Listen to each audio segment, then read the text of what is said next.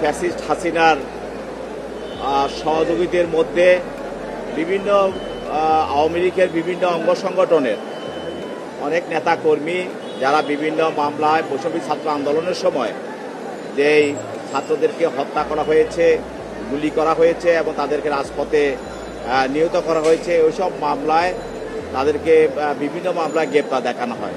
তার মধ্যে একজন ছিলেন সাবেক সংরক্ষিত আসনের এমপি সাবিনা আক্তার তুহিন।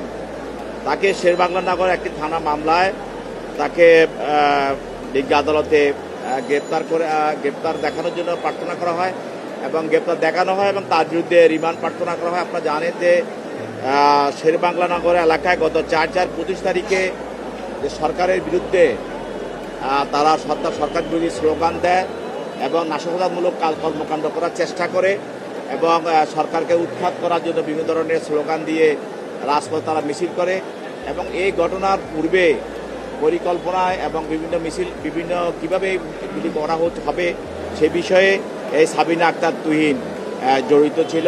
তদন্তে তার নামটা বেরিয়ে আসে, তার জন্য তাকে মামলা গ্রেপ্তার দেখানো হয় এবং তার বিরুদ্ধে আরও জিজ্ঞাসাবাদ করার জন্য পুলিশ 7 দিনের রিমান্ড চায়। তার বিরুদ্ধে 48 ঘন্টা মানে 2 দিন রিমান্ড মঞ্জুর করা হয়। এছাড়াও আপনারা জানেন যে